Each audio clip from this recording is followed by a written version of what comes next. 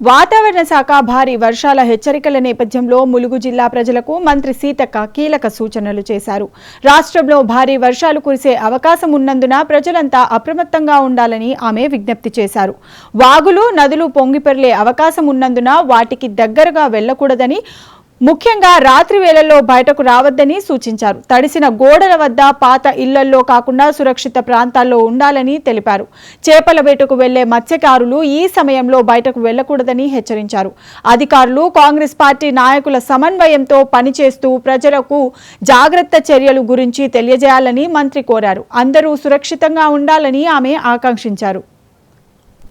జిల్లా ప్రజలందరికీ పేరు పేరున హృదయపూర్వక నమస్కారాలు. అదే విధంగా రాష్ట్ర ప్రజలందరికీ కూడా ఒక విజ్ఞప్తి.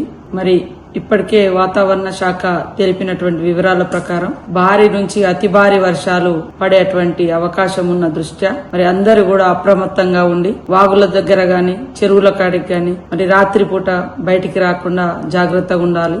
అదే విధంగా తడిసినటువంటి గోడలు, కప్పులున్నటువంటి ఇండ్ల నుంచి బయటకు వచ్చి సురక్షితమైనటువంటి ప్రాంతాలలో ఉండాలని అందరికి విజ్ఞప్తి చేస్తూ, ముఖ్యంగా ములుగు జిల్లా కాడికి వస్తే ఒకవైపు గోదావరి, మరొక వైపు జంపన్న వాగు, అదే విధంగా ప్రతి ఊరికి ఒక వాగులు, వంకలు ఉండడంతో పొంగి పొర్లేటువంటి అవకాశం ఉన్న దృష్ట్యా మరి ఎట్టి పరిస్థితులలో వాగులు దాటి దూర ప్రాంతాలకు వెళ్లకుండా, వాగులు దాటేటప్పుడు కూడా ప్రమాదాలు జరిగేటువంటి అవకాశాలు ఉంటాయి. అదే కాకుండా చేపల వేటకు పోయేటువంటి మత్స్యశాఖ సోదరులకు కూడా విజ్ఞప్తి, దయచేసి బయటికి వెళ్లకుండా కుటుంబ సభ్యులతో ఉండాలని కోరుకుంటూ, అదే విధంగా కలెక్టర్స్ మరియు ముఖ్యంగా ములుగు కలెక్టర్ గారు, అధికారులు అందరూ కూడా అప్రమత్తంగా ఉండాలి. పోలీసు అధికారులు కూడా ప్రజల్ని అప్రమత్తం చేయాలి.